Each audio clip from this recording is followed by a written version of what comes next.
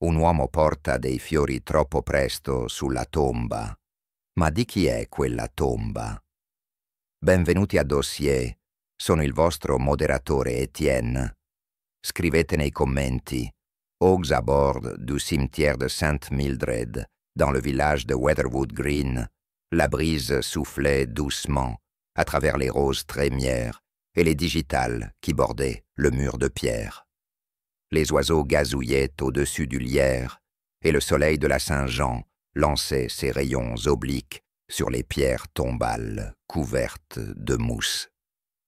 C'était le genre de scène anglaise paisible qu'on pourrait trouver sur le devant d'une boîte à biscuits, idyllique, intemporelle et dénuée de toute menace.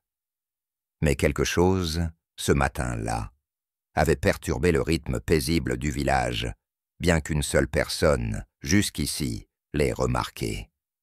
Miss Jane Marple, assise juste à l'extérieur du cimetière, sur un banc en fer forgé, sous le vieux hêtre, plissa les yeux derrière son tricot bleu pâle. Elle n'était pas venue au cimetière par hasard. Elle venait tous les jeudis, à cette heure-là, soi-disant pour rendre cassette et rendre hommage à son neveu, Edward, décédé, mais plus précisément, pour observer les allées et venues d'un monde qui se plaisait à croire qu'il ne gardait aucun secret. C'est ici qu'elle l'a vu. L'homme aux œillets. Il n'était pas du coin.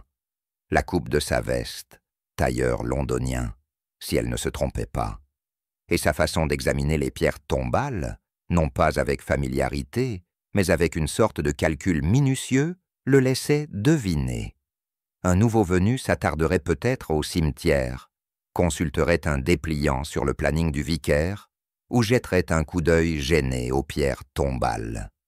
Cet homme, en revanche, se dirigeait avec assurance vers la parcelle la plus proche du Mureş, la tombe de Rowan Mary Tilling.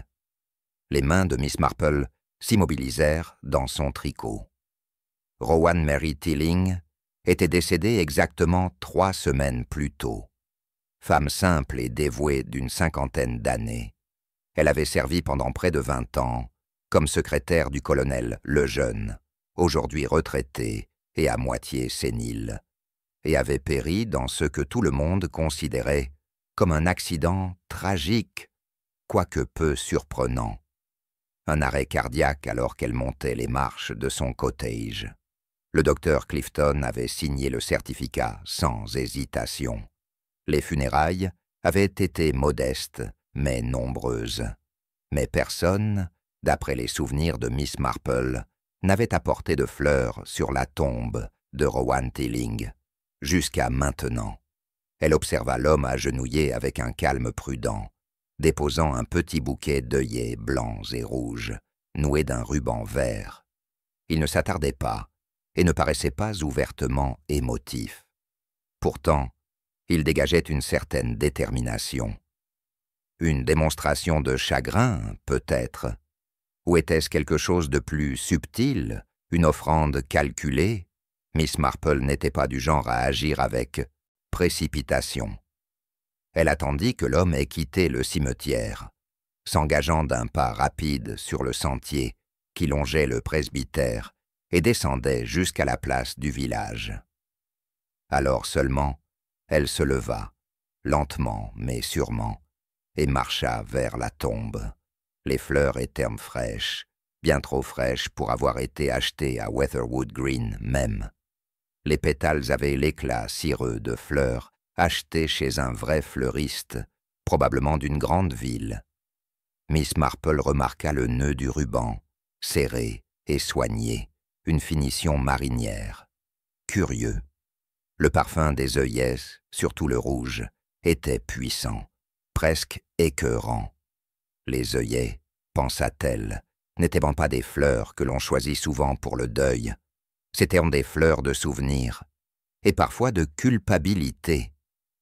Elle resta un instant de plus, les lèvres pincées. Rowan Tilling n'avait plus de famille vivante, plus de prétendants, plus de visiteurs dont Miss Marple se souvienne. Sa vie avait été de celles qui ne laissent aucune trace une fois terminées. Et pourtant, il y en avait une, petite, mais indéniable. Alors que Miss Marple se détournait, ses pensées cousant déjà des fils délicats entre les gens et les lieux, une autre silhouette s'approcha du chemin derrière. « Bonjour, Miss Marple », dit une voix joyeuse. C'était le révérend Pottle, le jeune vicaire enthousiaste, passionné par les notes de bas de page dans ses sermons, et arborant une coupe de cheveux tragiquement moderne. Il cligna des yeux en regardant la tombe. Oh là là, je n'avais pas remarqué que quelqu'un avait déposé des fleurs pour mademoiselle Tilling. C'est très touchant. Miss Marple lui adressa un doux sourire, celui qui signifiait qu'elle écoutait attentivement. Oui, très touchant, en effet. Ça doit venir de quelqu'un de son passé, songea le vicaire à voix haute. Mais je ne pensais pas qu'elle avait beaucoup d'amis en dehors de la paroisse. Peut-être un cousin? C'est possible, dit Miss Marple, laissant l'idée flotter sans réponse. Ou quelqu'un qui a encore quelque chose à dire. Le révérend Pottle lui lança un regard perplexe, mais elle se contenta de lui présenter son excuse habituelle. « Je ne dois pas rater le poissonnier, vous savez. » Et descendit l'allée, d'une démarche plus alerte qu'on ne pourrait l'attendre d'une femme de son âge. Lorsqu'elle atteignit la rue principale, l'effervescence du village battait son plein. À la poste, mademoiselle Petheridge ricanait à propos du prix des timbres et de l'audace des étrangers. Devant la boulangerie, 3 femmes comparaient des recettes de tartes à la crème et se demandaient si la nièce de madame Gantry avait été renvoyée une fois de plus. Et près de l'épicier, un groupe d'écoliers hurlait de joie, se lançant des cailloux jusqu'à ce que M. Witherspoon les réduise au silence depuis son étal. Mais aucun d'eux n'avait vu l'homme. Oh, œillet! Aucun ne l'avait remarqué arriver, ni ne l'avait vu partir. Aucun, sauf Miss Marple. Plus tard dans l'après-midi, alors que les nuages s'épaississaient et qu'une légère brume commençait à descendre sur les haies, une découverte a mis le village en émoi. Madame Arkwright, la veuve corpulente qui faisait le ménage pour le vicaire et occasionnellement pour les Lejeune, arriva en hurlant au salon de thé. Elle avait trouvé quelque chose d'horrible dans la cuisine du cottage de Rowan Tilling. L'endroit était scellé depuis le décès de la femme, mais Arkwright était allé l'aérer à la demande du propriétaire, et ce faisant, elle avait découvert une petite bouteille en verre cachée, derrière une rangée de boîtes à épices. Une bouteille marquée d'une étiquette décolorée, digital pourpre. Un poison à base de digital. Miss Marple, sirotant son thé à une table dans un coin, ne répondit pas, mais ses yeux se plissèrent à nouveau. Pas par surprise, pas du tout, parce que seuls les imbéciles croyaient aux coïncidences. Et Jane Marple, qui avait vécu longtemps et observé beaucoup, n'était jamais une imbécile. La nouvelle se répandit rapidement, comme c'est souvent le cas à Weatherwood Green. À 4 heures de l'église, la découverte de la bouteille dans le cottage de Rowan Tilling s'était frayé un chemin dans chaque tasse de thé, chaque jardin et chaque conversation, murmurée par-dessus les poteaux de clôture et les parterres de fleurs.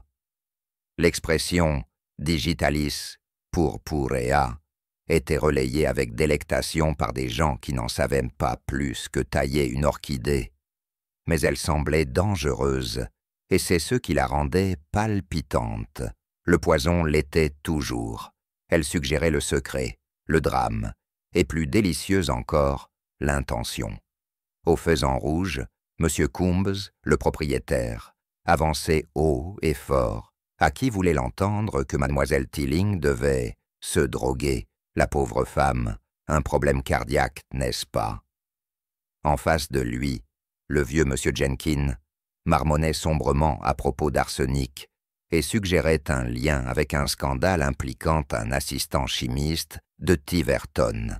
Madame Elspeth Banbury les entendant tous deux, s'en alla tout agité, informer sa sœur, qui avait partagé une promenade en calèche avec Rowan en 1939, que c'était assurément un suicide et terriblement triste, bien que bien sûr pas inattendu.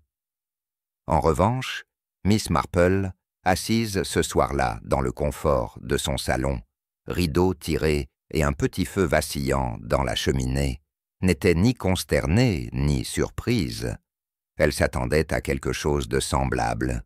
L'affaire des fleurs avait été tout à fait en décalage avec le flux et le reflux habituel du chagrin à Weatherwood Green. Mais c'est l'emplacement de la bouteille, cachée derrière les boîtes à épices, dans une cuisine à peine utilisée, qui avait transformé un léger soupçon en un motif précis. Les boîtes à épices étaient rarement déplacées. Une telle bouteille, laissée dans un tel endroit, n'était pas destinée à être facilement accessible. Elle n'avait pas été égarée. Elle avait été cachée. Et qui plus est, elle avait été trouvée non pas par Miss Marple, mais par quelqu'un d'autre, quelqu'un qui, avec un peu d'encouragement, pourrait en parler aux autorités. Elle n'a pas agi impulsivement. Elle ne l'avait jamais fait.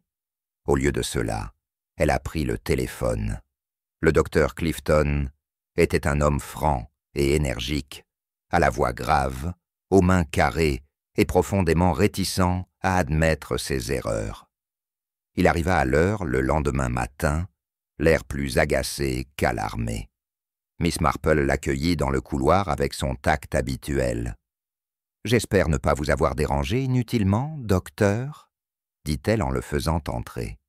C'est juste que Madame Arkwright semblait plutôt troublée en évoquant sa découverte, et je me suis demandé « Oh, je déteste vous déranger », si la bouteille méritait un second regard. Le docteur Clifton fronça légèrement les sourcils et retira son chapeau. Arkwright a le flair pour les ragots et un don pour l'hystérie. La digitaline est un médicament tout à fait ordinaire. Mademoiselle Tilling avait une vieille ordonnance, qu'elle gardait probablement précieusement. Ce sont des choses qui arrivent. Ça ne veut pas dire que sa mort soit suspecte. Je le comprends bien, dit doucement Miss Marple.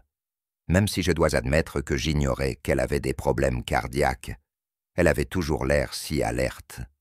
Elle avait plus de 50 ans, grommela-t-il. Les gens ralentissent.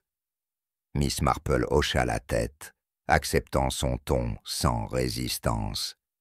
Pourtant, dit-elle doucement, elle est bel et bien morte dans son escalier. C'était assez dramatique, non? Clifton la regarda, décelant une légère trace de quelque chose sous sa douceur. « Tu ne penses pas qu'elle a été... Quoi? Assassinée? Oh non, docteur, je n'aurais jamais pensé une chose pareille. Mais on entend parler d'accidents, mal interprétés, surtout lorsqu'il s'agit de poison. Et la bouteille, cachée comme ça... » Clifton soupira. « Je vais me renseigner, » murmura-t-il.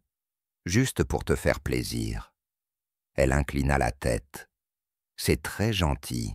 Je suis sûr que ce n'est rien. » Mais lorsqu'il partit, 10 minutes plus tard, il fronça les sourcils plus encore qu'à son arrivée.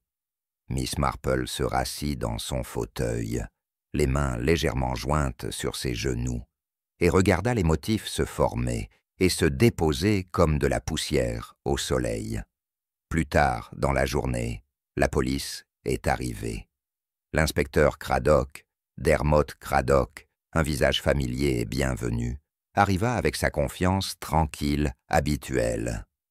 Miss Marple le connaissait depuis ses débuts dans la police, et contrairement à nombre de ses collègues, il avait appris depuis longtemps à être attentif lorsqu'elle soulevait un point. « Vous me dites que cette femme a peut-être été empoisonnée il y a des semaines ?»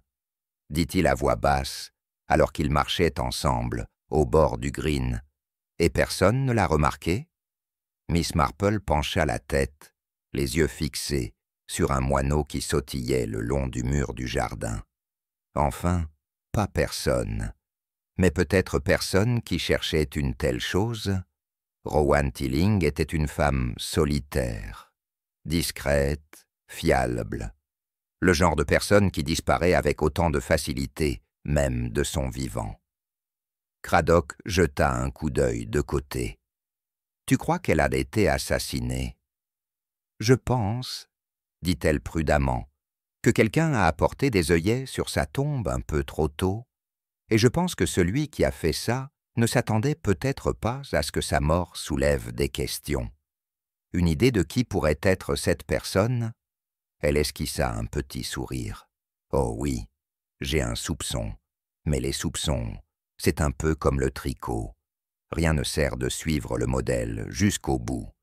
Et je dois avouer que je n'ai pas encore tout à fait abordé les manches. » Craddock eut un petit rire. « Je n'ai jamais rien compris à vos métaphores sur le tricot, Miss Marple. La plupart des criminels ne le peuvent pas, » répondit-elle aimablement. L'enquête sur la mort de Rowan Tilling fut rouverte la semaine suivante. Le coroner ordonna une exhumation. Le docteur Clifton, bien que réticent, signa les formulaires nécessaires après quelques pressions. Lorsque les résultats tombèrent, des traces importantes de digitaline dans son sang, le village s'anima de nouveau, et les rumeurs prirent un ton plus vif et plus inquiétant. Ce n'était plus une mort étrange, c'était un meurtre. Miss Marple a reçu plus de visiteurs cette semaine-là que pendant tout le printemps. Madame Lavinia Barraclough passa apporter une éponge de consolation et laissa accidentellement derrière elle 2 théories contradictoires et la moitié d'une écharpe. La jeune Minnie Webb arriva précipitamment pour avouer avoir vu Mademoiselle Tilling se disputer avec quelqu'un près du bureau de poste, sans se souvenir quand ni avec qui. Et le colonel Lejeune, vieux et tremblant, fut amené par son infirmière pour marmonner des ombres dans l'escalier et dire que Rowan avait toujours gardé la clé. Mais c'est une conversation avec M. Hughes, l'entrepreneur de pompes funèbres, qui lui offrit la révélation la plus intrigante. Discret et fiable, Hughes n'était pas du genre à bavarder, mais il se faisait un point d'honneur de raconter des détails. Et, tout en sirotant un thé léger et en refusant un biscuit, il mentionna que l'homme qui avait apporté les œillets était bel et bien venu le voir, un jour avant les funérailles, pour demander l'emplacement exact de la tombe de Rowan Tilling. « Il a dit qu'il était cousin, » dit Hughes, mais il n'a pas donné de nom, un grand gaillard, à la voix douce. Il avait un certain air. Miss Marple hocha lentement la tête. Ça lui allait. Ce n'était pas seulement les fleurs, c'était Timing. Un homme pleurant quelqu'un avant même qu'il ne soit enterré, prenant soin de déposer des fleurs tôt, pas après, pas de chagrin, de la culpabilité. Cette nuit-là, Miss Marple était assise seule, révisant ses notes, le poison, les fleurs, la bouteille derrière les boîtes à épices, l'étranger, le mensonge au croque-mort. Tous ces fils attendent d'être tissés pour former un tout. Et le lendemain matin, alors qu'elle ouvrait son portail et sortait dans le bourdonnement tranquille de la vie du village, elle le revit, l'homme aux œillets. Debout près de la devanture de Griebel's Stationers, je parcours les cartes postales. Cette fois, elle le suivit, tranquillement, calmement, tricotant dans son sac, parce que Miss Marple ne poursuivait pas ses suspects. Elle marchait à leur côté, jusqu'à ce qu'ils trébuchent sur leurs propres mensonges. L'homme aux œillets quitta la papeterie Griebel avec rien dans les mains, si ce n'est une expression calme et un léger plissement des yeux, comme si le présentoir de cartes postales n'avait pas répondu à ses attentes. Miss Marple, assise innocemment sur un banc voisin, tenait un exemplaire roulé du Clarion quotidien blotti sous son bras. Elle l'observait avec l'intérêt patient que l'on pourrait réserver à un oiseau inconnu à la mangeoire. curieuse, mais sans prétention. Il ne regardait pas autour de lui. C'était un détail. Ceux qui cachaient là quelque chose vérifiaient souvent leur environnement, trop souvent ou trop rarement. Cet homme ne faisait ni l'un ni l'autre. Il marchait avec la démarche décontractée de quelqu'un qui appartenait à la famille, ou qui s'en était convaincu. Il portait un pardessus gris, finement coupé, mais légèrement poussiéreux, comme s'il avait passé plus de temps au fond d'une armoire que sur les épaules d'un homme. Ses gants étaient en cuir foncé. Ses chaussures, remarqua Miss Marple, étaient cirées, mais pas neuves. Il passa devant la boulangerie sans jeter un coup d'œil. Il tourna au coin de Pottles Lane, et au lieu de se diriger vers le pub, la poste ou le presbytère, destinations habituelles des inconnus à Weatherwood Green, il prit le sentier derrière les jardins ouvriers, calme, discret et hors de vue. Miss Marple se leva. Le chemin qu'il avait emprunté serpentait vers la vieille maison de Rowan Tilling. La plupart des villageois avaient cessé de parler d'elle, reportant leur attention sur les implications plus vastes d'une meurtre parmi eux, se demandaient qui serait le prochain, si l'école du dimanche était toujours sûre, et si le cercle de confiture de Madame Thatcher devait être reporté par respect. Mais Miss Marple, contrairement aux autres, ne laissait pas la semaine écoulée s'évanouir. Le scénario se poursuivait, et un homme qui visitait la tombe d'une femme que la plupart croyaient sans amis, et qui se rendait désormais en secret à son ancienne demeure, n'était plus simplement curieux. Elle prit un autre chemin, empruntant le sentier derrière le presbytère, et arriva à l'arrière du cottage juste à temps pour apercevoir l'homme debout devant le portail du jardin. Il n'entra pas. Il resta simplement là un instant, les mains gantées, posées sur le loquet de bois, à contempler le cottage comme s'il espérait qu'il lui parlerait. Puis il se retourna. Ils se rencontrèrent, non par hasard. Miss Marple n'admettait jamais le véritable hasard, mais par un coup de maître. Elle sortit de la haie de Troène avec une petite toux polie. « Bonjour, » dit-elle. « C'est plutôt calme ici, n'est-ce pas ?» L'homme cligna des yeux. Il y eut une pause, une lueur de calcul dans son regard, vite dissimulée par un haussement de sourcils poli. « Bonjour, » répondit-il. « Oui, tout à fait paisible. »« Je passe souvent par ici, » poursuivit-elle aimablement. « Une vieille habitude, l'air fait du bien. » Elle marqua une pause délicate. « Vous connaissiez mademoiselle Tilling, je crois ?» Il hésita.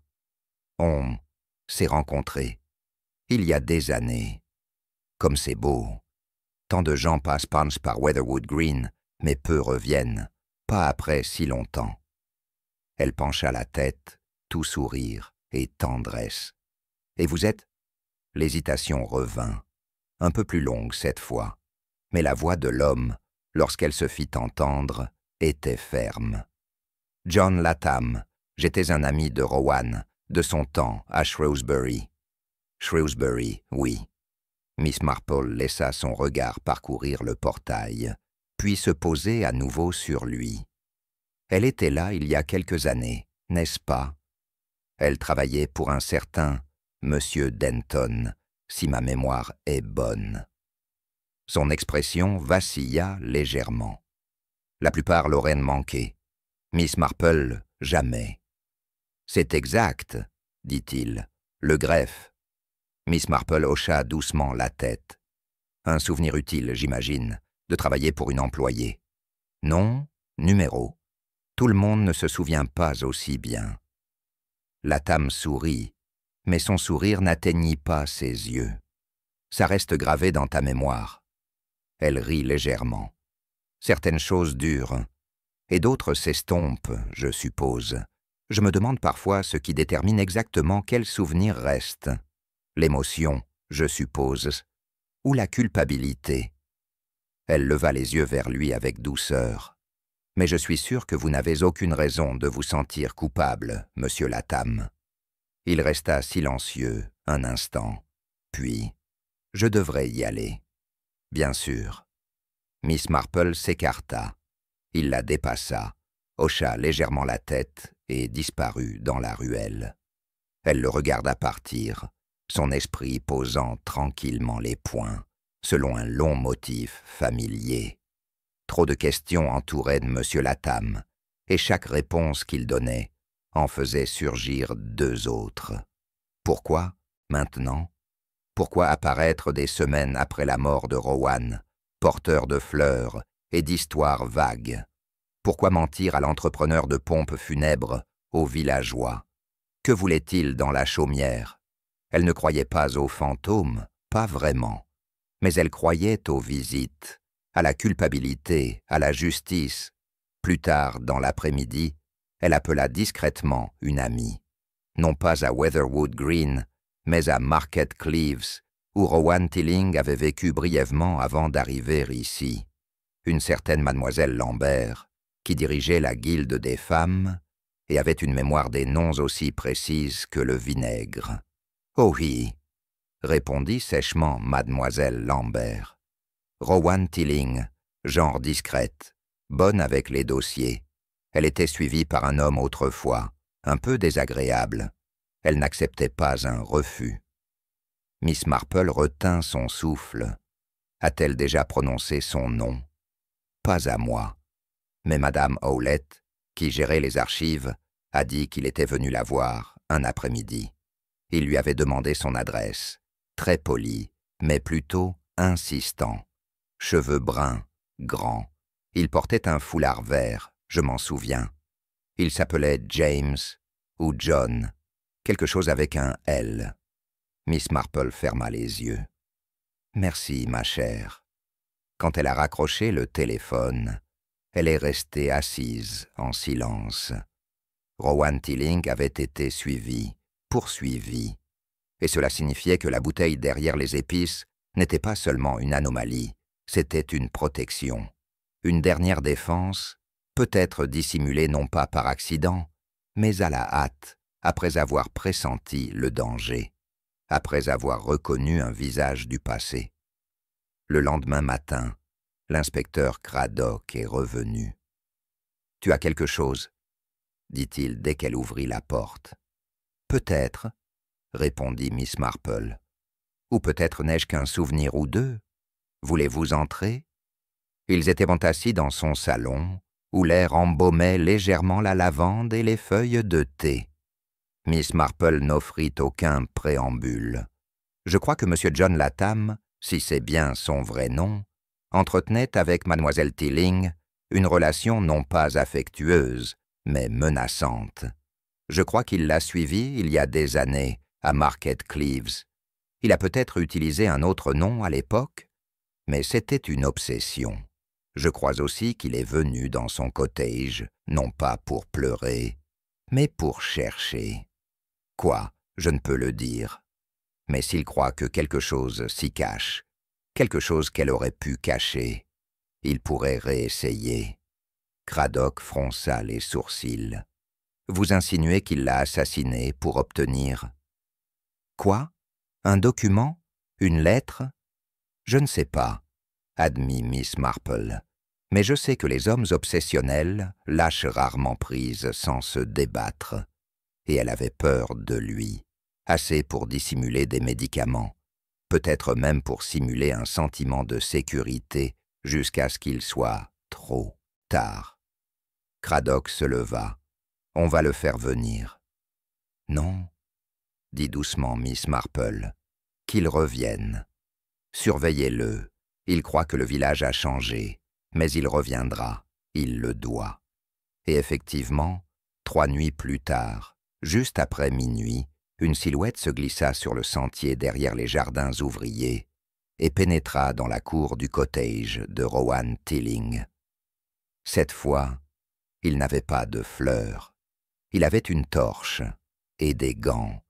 Ce qu'il ne savait pas, c'est que 2 agents de police et l'inspecteur Craddock attendaient en juste à l'intérieur, alertés par une Miss Marple nerveuse qui avait, accidentellement, oublié de verrouiller le portail de son jardin arrière, juste assez large pour permettre à un murmure de descendre la ruelle.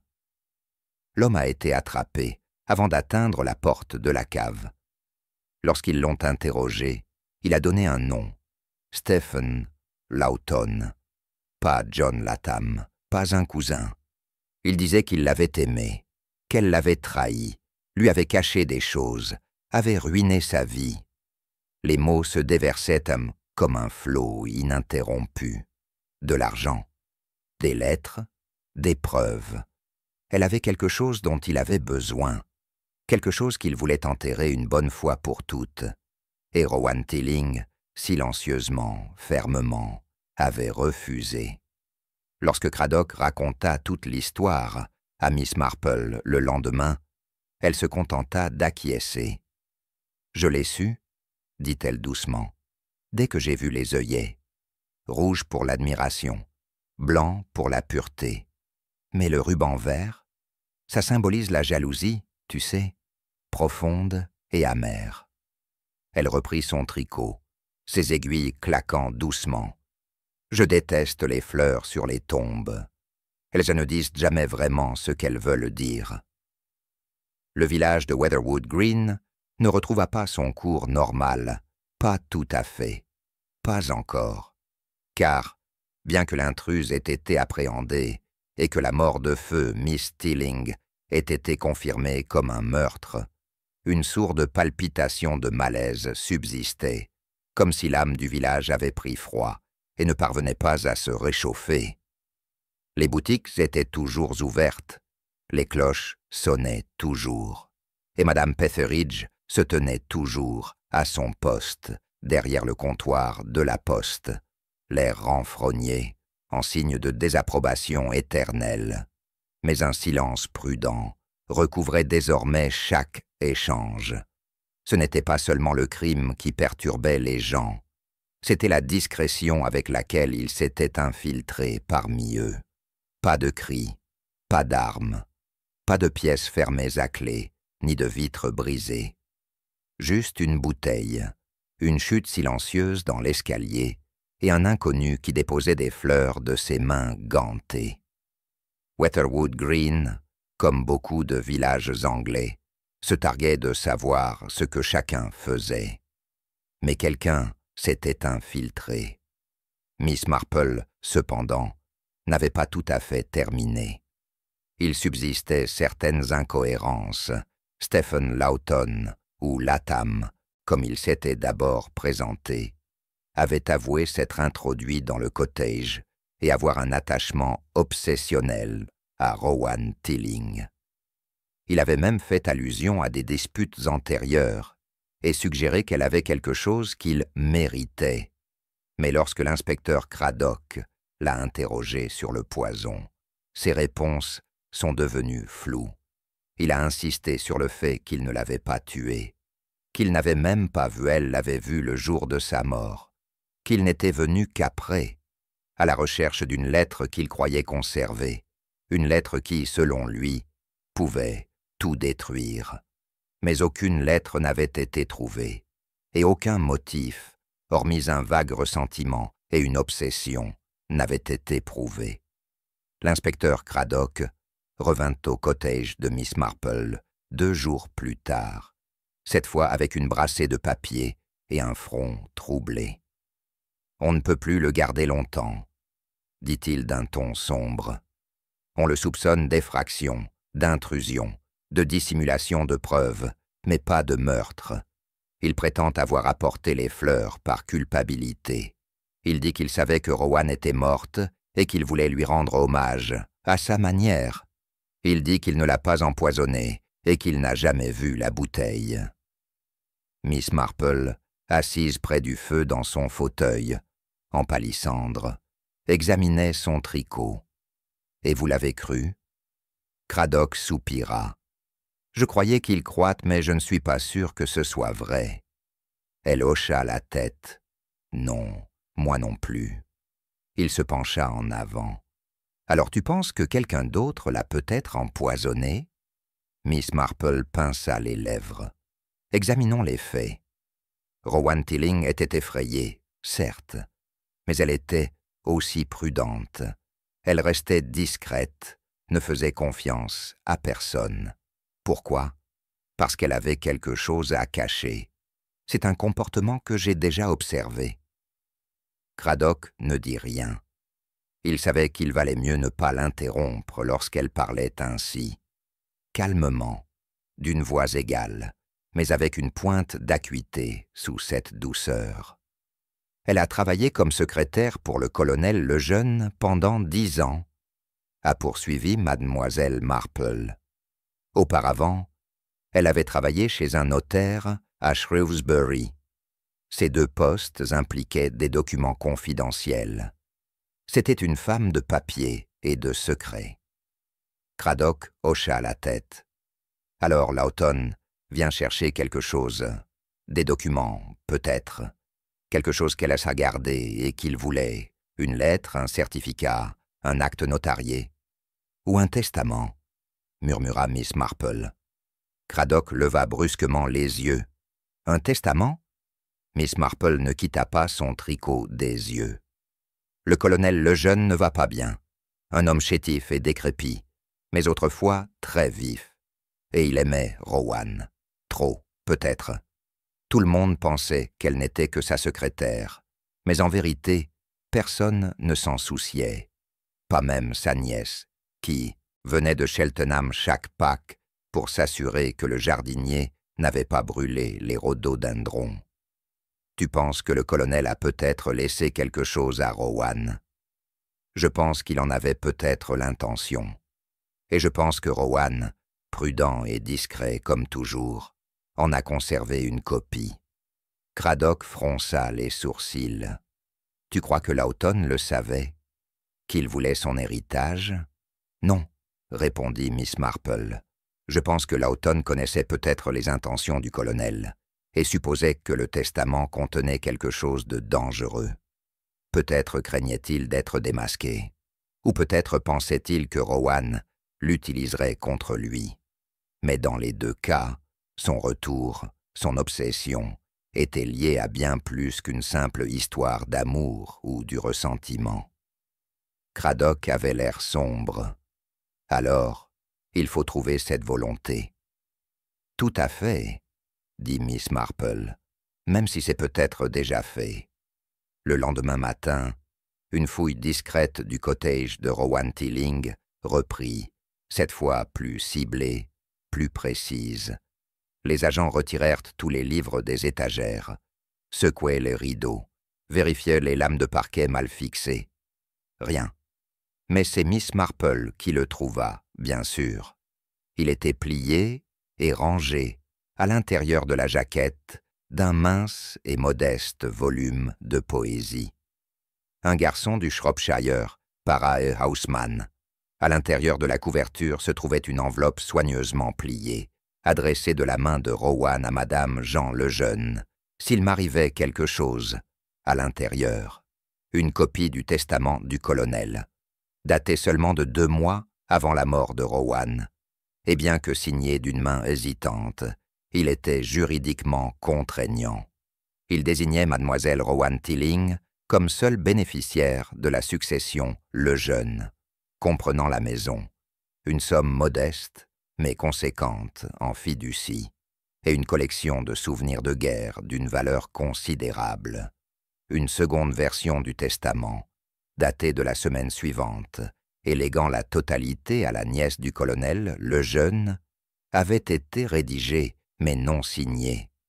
Rowan connaissait la valeur de ce qu'elle possédait, et quelqu'un d'autre l'avait fait aussi. Craddock, fixant le document, émit un léger sifflement. C'est un motif suffisant pour un meurtre. Oui, acquiesça doucement Miss Marple, mais pas pour Lawton. Il n'avait aucun droit légal et ne comprenait pas clairement le contenu du testament. Il craignait ce que Rowan avait, non pas pour ce que cela lui rapporterait, mais pour ce que cela pourrait révéler sur lui. Craddock leva les yeux, alors qui... Miss Marple tapota la page. Jean Lejeune, la nièce du colonel. Il cligna des yeux. Mais elle n'était même pas là. Elle l'était, dit calmement Miss Marple. Elle est venue cette semaine-là, mais pas pour Pâques. Elle est venue discrètement. Elle a logé dans une maison d'hôte sous son nom de femme mariée, Madame Ferris. Je l'ai vue se diriger vers la maison des Lejeune juste avant la mort de Rowan. Mais personne ne l'a remarqué, car personne ne savait qu'elle était à Weatherwood Green. L'expression de Craddock se durcit. Tu crois qu'elle a découvert le testament, qu'elle a affronté Rowan et qu'elle l'a empoisonné? Miss Marple hocha la tête. La digitaline était non seulement disponible, mais familière. Jean avait suivi une brève formation d'infirmière pendant la guerre. Elle connaissait ses doses, une petite quantité dans du thé, peut-être offerte gentiment à une secrétaire fatiguée et stressée. Assez facile. Craddock se leva. Alors je vais la faire venir. Elle niera tout, bien sûr, dit Miss Marple en se levant à son tour. Mais vérifiez ses bagages. Je pense que vous y trouverez un petit flacon marron. Et si je ne me trompe pas, elle porte toujours le même parfum que Rowan portait le jour de sa mort. Du muguet. Il flotte encore dans l'air de la cuisine. Poison, parfum et héritage, ce serait poétique si ce n'était si tragique. Il la regarda. « Vous êtes extraordinaire, Miss Marple. » Elle sourit doucement. « Pas du tout, ma chère. Juste observatrice et passionnée de poésie. » À la fin de la semaine, Jean le Jeune avait été arrêté. La bouteille avait été retrouvée dans la doublure de son sac de voyage. Le mobile, clair. Ses aveux, enfin, larmoyants mais délibérés. Elle avait découvert le Nouveau Testament par hasard, l'avait vu parmi les effets du colonel, en avait compris les implications. Elle avait supplié Rowan de le détruire. Rowan avait refusé. Elle avait agi sous l'effet de la panique, disait-elle, par peur. Elle n'avait pas voulu la tuer, seulement l'effrayer, la faire céder. Mais le poison ne se prête pas souvent aux demi-mesures. Le village reprit son souffle lorsque la nouvelle de son arrestation se répandit. La presse arriva brièvement, puis repartit. La vie reprit son cours, avec toutefois un peu plus de prudence, une pointe de curiosité accrue lors des échanges de regards. Miss Marple, cependant, n'assista pas à l'audience. Elle resta chez elle, ce jour-là, lisant un garçon, du Shropshire, boire du thé, à la camomille, en silence. Car même dans la victoire, certaines vérités ont pesé lourd, surtout celles enfouies avec des femmes comme Rowan Tilling, silencieuses, oubliées, mais toujours dignes de justice. Les jours qui suivirent l'arrestation de Jean le Jeune s'écoulèrent dans un calme fragile sur Weatherwood Green. Ce calme laissait penser que la tempête s'était dissipée, certes, mais que quelques nuages noirs persistaient peut-être à l'horizon. Les gens avaient repris leurs habitudes. Il restait encore des petits pains à acheter à la boulangerie, des lettres à poster, des jardins à désherber. Mais les conversations se faisaient plus prudentes, comme des pieds explorant un terrain incertain. Lors du cercle de couture du jeudi, Madame Banbury, qui avait autrefois affirmé avoir vu Rowan Tilling déposer une lettre dans la boîte, aux lettres avec les doigts tremblants, a maintenant insisté sur le fait qu'elle avait toujours soupçonné quelque chose d'anormal dans ce cottage. « Elle n'est jamais venue à l'église », dit fermement Madame Banbury en tirant sur son fil à broder. « Et elle n'a jamais fait de confiture. C'est tout ce que vous devez savoir. » Miss Marple, assise 2 chaises plus loin, tournant discrètement le bord d'un couvre-théière, ne proposa aucune correction. Elle savait qu'il valait mieux éviter d'introduire de la logique dans les souvenirs villageois. Il fallait réécrire le passé pour se sentir à l'aise avec le présent. Mais dans le silence de son esprit, Miss Marple n'était pas à l'aise, car il restait encore la question de la bouteille. Jean le Jeune avait fini par avouer. La digitaline lui appartenait, récupérée clandestinement d'une trousse médicale oubliée depuis longtemps. Le mobile était celui que Miss Marple avait soupçonné. Héritage, désespoir, peur de perdre toute importance. Mais Jean avait été clair sur un point, même en admettant sa culpabilité. « Je l'ai laissé à Rowan », a-t-elle déclaré dans sa déclaration écrite. Au cas où elle changerait d'avis, je ne l'ai jamais caché. Et cela, curieusement, correspondait à l'impression que Miss Marple avait de la scène dans la cuisine. Rowan n'avait pas placé la bouteille négligemment. Elle était cachée derrière les boîtes à épices, soigneusement rangées hors de portée. Mais si Jean l'avait simplement remise dans un moment de panique ou de manipulation, pourquoi Rowan l'aurait-il cachée? À moins qu'elle n'ait pas eu l'intention de l'utiliser.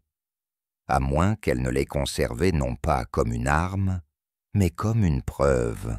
Cette pensée avait plané dans l'esprit de Miss Marple, comme l'odeur d'un parfum oublié, accroché au rideau, longtemps après le départ de celui qui la portait. Et plus elle y réfléchissait, plus elle se demandait si quelque chose leur avait échappé. La réponse, comme c'était souvent le cas, ne venait pas d'une déduction, mais d'une petite rencontre apparemment insignifiante. 3 jours après l'arrestation, la jeune Minnie Webb est apparue à la porte de Miss Marple avec une expression penaude et un colis mal emballé. « J'ai trouvé quelque chose, » dit Minnie, « dans la maison de Rowan. Je ne l'ai pas volé, » ajouta-t-elle rapidement, tandis que Miss Marple haussait un sourcil. « Je suis allée aider le propriétaire à tout ranger. Il m'a dit que je pouvais prendre n'importe quelle vieille vaisselle pour le bazar, et j'ai trouvé ça derrière la commode. » Miss Marple accepta le paquet, dénoua la ficelle d'une main adroite et souleva le couvercle d'une simple boîte en bois. À l'intérieur, enveloppée de papier ciré, se trouvait une pile de correspondances, soigneusement liasse, étiquetée d'une écriture impeccable et penchée. Minnie avait l'air nerveuse. Ça avait l'air important. Je pensais, « Eh bien, tu saurais quoi en faire. » Miss Marple sourit doucement. « Merci, ma chère. Vous avez bien fait de l'apporter. » Une fois la jeune fille partie, Miss Marple reporta son attention sur le contenu. La lettre du haut était adressée à Rowan Tilling, d'un cabinet d'avocats de Shrewsbury, et datait de près d'1 an. En dessous, d'autres lettres, certaines d'institutions bancaires, d'autres d'un nom qu'elle ne connaissait pas. C'est Pargeter, Londres, Besvotroy. Elle a ouvert celui-là. C'était court, mais étonnamment direct. Mademoiselle Tilling, vous avez raison de supposer que le certificat original a été égaré. Cependant, si la succession du colonel doit être réglée en votre faveur, je vous recommande vivement de conserver votre exemplaire personnel de l'avenant de 1947. Sans lui, l'héritage reviendra à Mademoiselle Lejeune en tant que plus proche parente. Détruire cet exemplaire serait imprudent. Conservez-le précieusement. C'est Pargeter, avocat. Miss Marple resta assise, très immobile. Ce n'était donc pas seulement un testament, c'était une addenda, quelque chose qui changeait les termes, quelque chose qui donnait du pouvoir à Rowan et la mettait en danger. Et pourtant, la copie n'avait pas été retrouvée. Elle se leva de sa chaise, alla jusqu'à sa table de chevet et ouvrit son carnet. En feuilletant les pages, elle trouva le croquis qu'elle avait fait après sa première visite au cottage, son habitude chaque fois qu'elle se trouvait sur une scène de crime. Un petit dessin précis de la cuisine, là, sur la 2e étagère de la commode, juste sous les boîtes poussiéreuses de muscade et de paprika. Elle avait tracé un petit X. La bouteille avait été placée juste à côté. Elle a étudié le placement, puis elle sourit. Le lendemain matin, avec la permission du propriétaire et accompagnée de l'agent Bailey, elle retourna au cottage de Rowan Tilling. La cuisine avait été vidée de presque tout son encombrement, mais la commode était restée. Miss Marple ouvrit les tiroirs lentement, méthodiquement, et dans le troisième tiroir en bas, un tiroir avec une fausse base qu'elle soupçonnait être là, à cause du grain étrange du bois, elle le trouva, plié 2 fois, jauni sur les bords et scellé avec un timbre légal décoloré, le addenda. Elle l'a immédiatement porté à l'inspecteur Craddock.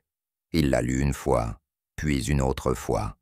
Il nomme Rowan, dit-il doucement, explicitement, comme héritier principal en cas de déclin de la santé mentale du colonel, et c'est signé. Miss Marple hocha la tête, et en présence, si vous le voulez bien, de l'ancien homme de main du colonel, M. Gwilliam, décédé l'année dernière, un homme très loyal. Craddock la fixa du regard. Ce document prouve tout. Elle n'était pas seulement sa secrétaire, elle était sa compagne, sa confidente, son héritière désignée.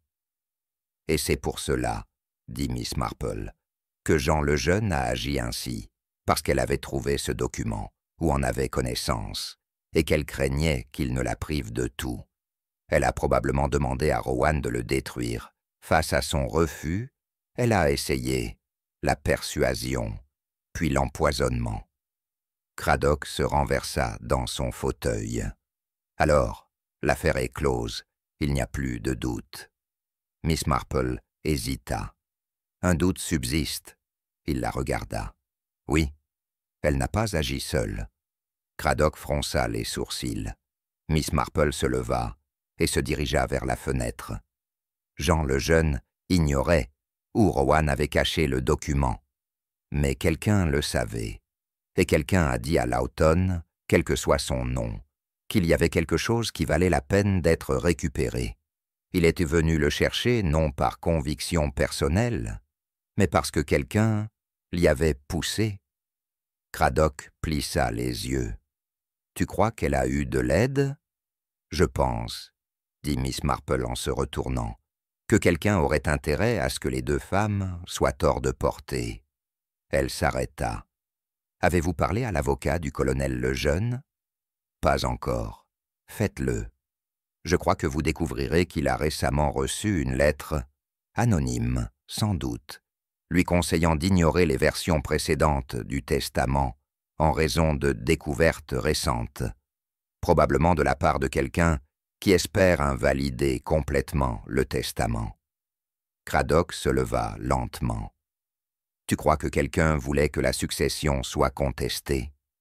Qu'elle tombe dans l'oubli ?» Miss Marple hocha la tête. « Et dans ce vide, devinez qui devient exécuteur testamentaire, le notaire qui gère les affaires du colonel, qui gère les biens, perçoit les honoraires et supervise l'héritage si aucun héritier n'est clairement désigné. » Le visage de Craddock était sombre. « Monsieur Alberd. »« Un homme charmant, » dit Miss Marple. « Mais je n'ai jamais fait confiance au charme, surtout aux avocats. » Cet après-midi-là, l'inspecteur Craddock récupéra discrètement, dans le tiroir du bureau de M. Alberd, une lettre dactylographiée, non signée, mais récemment rédigée, suggérant que la succession de Lejeune soit placée sous fiducie provisoire. Les protestations de Alberd furent vives, mais finalement inefficaces. La loi était patiente, et Miss Marple, comme toujours, la devançait. À la fin de la semaine, l'héritage légitime a été confirmé, les documents authentifiés et la conspiration mise à nu. Et Miss Marple, assise une fois de plus près de sa fenêtre de jardin, s'autorisa un petit sourire. « Les gens, murmura-t-elle, ne sont jamais vraiment ce qu'ils paraissent, mais les schémas, eux, ne mentent jamais. » Le soleil se levait doucement sur Weatherwood Green, teintant les toits et les haies d'une douce lueur ambrée. De la fenêtre de son salon, Miss Marple observait le village s'animer. Le bruit des charrettes à lait qui dévalèrent la ruelle, les cris des enfants qui s'adressaient aux moineaux et le tintement lointain d'une tasse de thé provenant de la cuisine de Madame Petheridge. En apparence, tout était redevenu serein. Mais sous ce calme pastoral, Jane Marple sentait que les derniers fils de l'affaire attendaient encore d'être noués. Il ne lui suffisait pas, à ses yeux, que Jean le Jeune ait été arrêté, ni que le complot maquillé de Maître Alberd, l'avocat, ait été révélé. Il subsistait des incohérences, infimes peut-être pour la plupart, mais néanmoins troublantes pour elle. Quelque chose dans la mort de Rowan Tilling n'arrivait toujours pas à s'intégrer dans la géométrie rigoureuse de la justice, et Miss Marple détestait le désordre. Son instinct fut confirmé lorsque l'inspecteur Craddock lui rendit une autre visite cet après-midi-là, arrivant avec un dossier sous le bras et une expression sombre sur le visage. « J'ai pensé qu'il valait mieux que tu vois ça, » dit-il, refusant le thé pour une fois et allant droit au but. À l'intérieur du dossier se trouvait une photographie, granuleuse et prise à la hâte, visiblement à partir d'une caméra de sécurité située à l'extérieur du cabinet d'un avocat à Exeter. « Ceci, » dit Craddock en tapotant l'image, « a été prise une semaine avant la mort de Rowan. C'est elle à gauche, et cet homme... » Miss Marple se pencha en avant. Ses yeux se plissèrent. « N'est pas Stephen Lawton. En tout cas, ce n'est pas l'homme que nous avons arrêté. » Miss Marple resta silencieuse un long moment. Puis, « Il ne l'est pas. » Craddock hocha la tête. « Le vrai Stephen Lawton est mort en 1952. Accident de voiture à Portsmouth. Identifié par son employeur, un employé dans une entreprise de transport maritime. Sans aucun doute, ce qui signifie que l'homme qui prétendait être Lawton était quelqu'un d'autre. Et pourtant, il en savait assez pour se faire passer pour Lawton, dit lentement Miss Marple.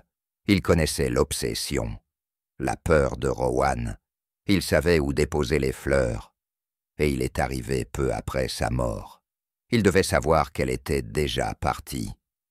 Craddock se passa la main dans les cheveux.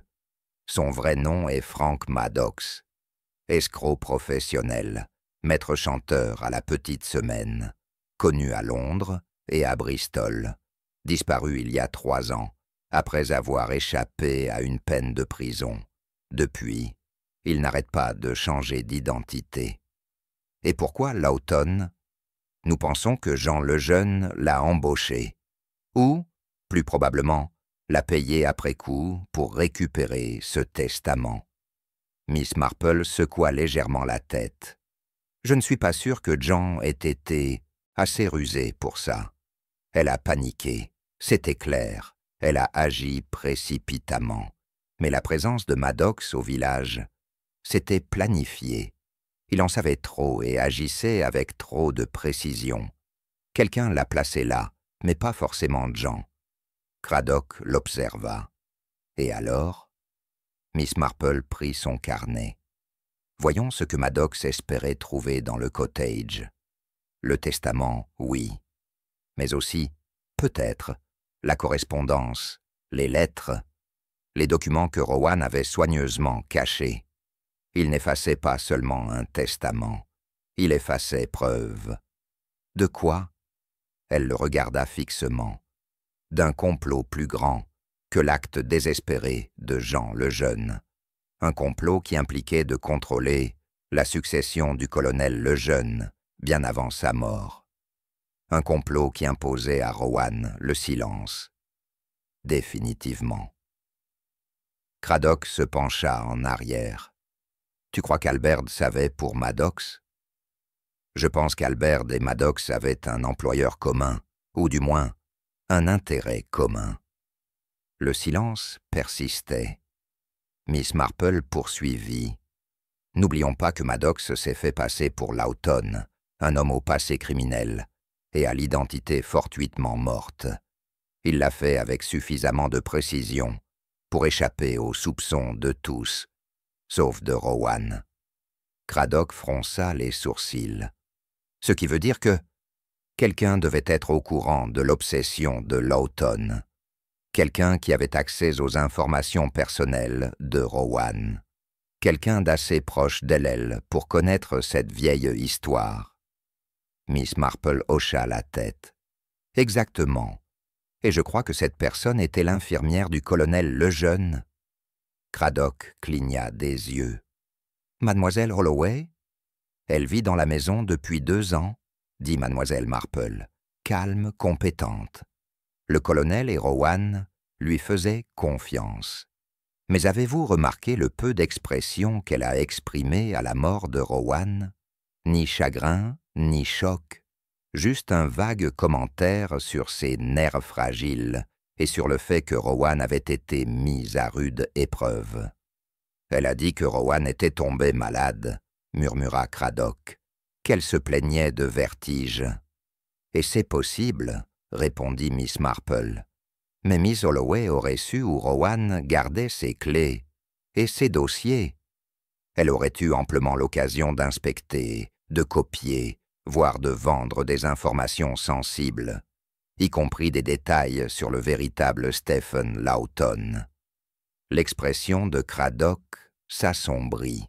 « Tu crois qu'elle a vendu ce savoir à Maddox? » « C'est possible. Ou alors elle travaillait avec lui depuis le début. La mort de Rowan, bien qu'apparemment simple, a ouvert la voie. Avec Rowan parti et Jean en disgrâce, la succession du colonel allait sombrer dans un chaos juridique.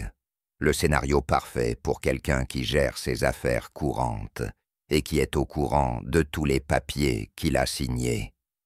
Craddock se leva. On va la ramener, discrètement. Elle ne le verra pas venir. Mais Miss Marple secoua la tête. « Non, attendez.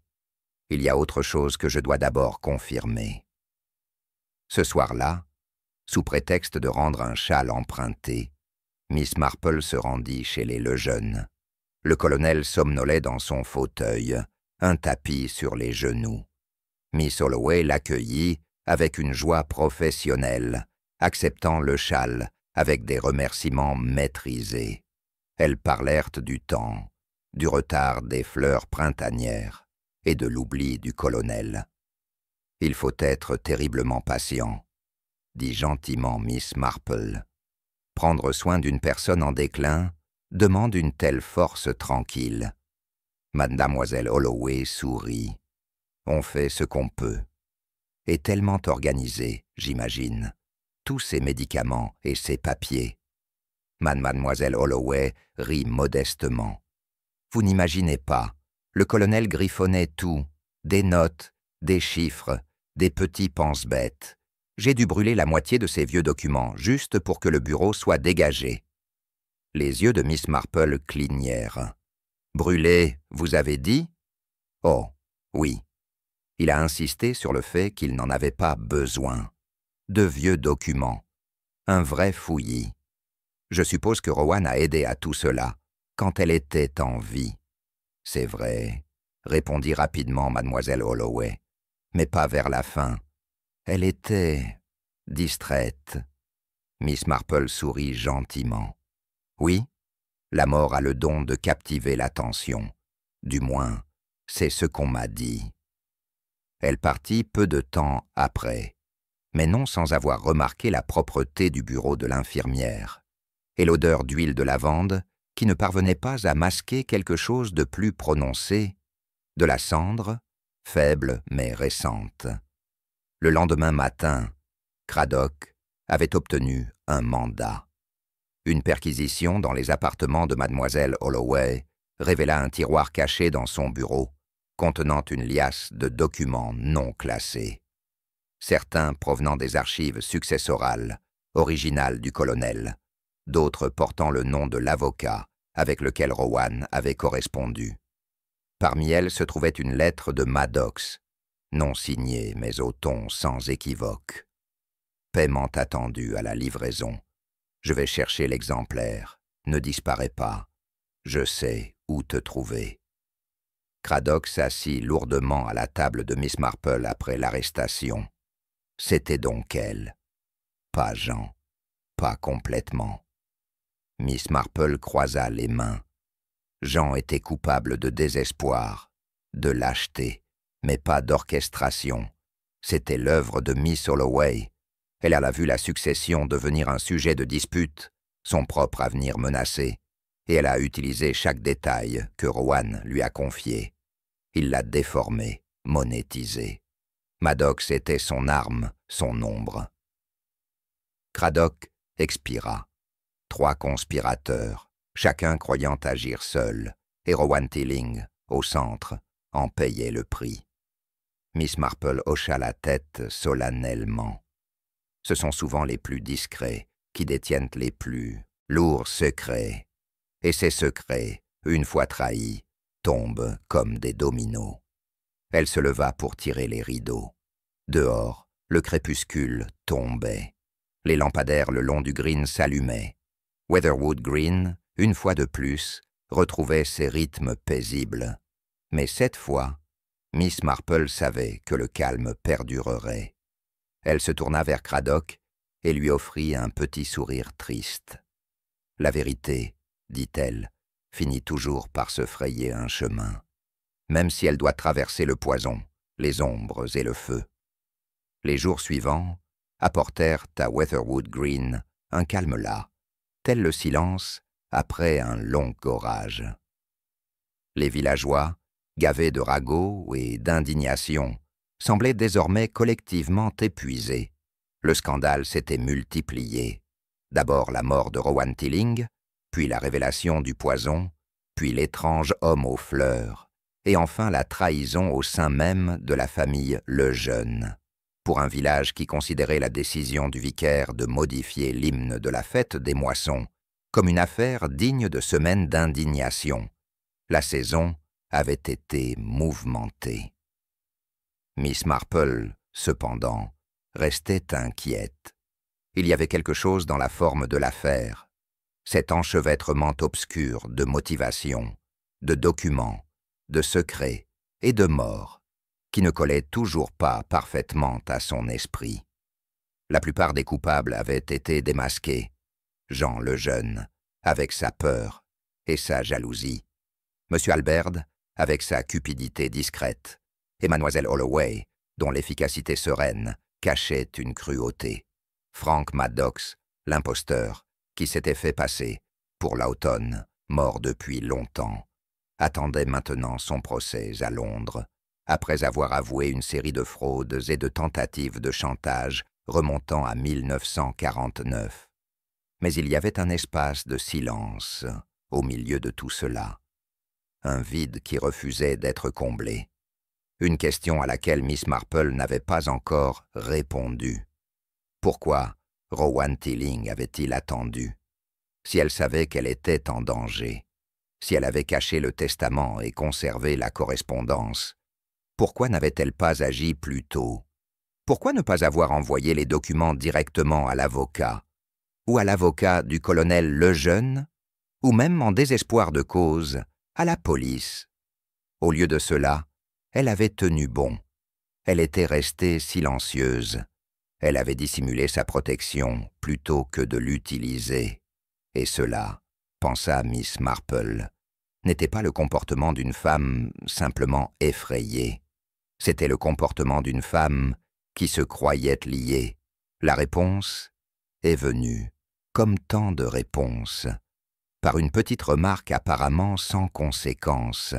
C'est Miss Lavinia Barraclough qui l'a dit, lors d'une tasse de thé, un après-midi pluvieux.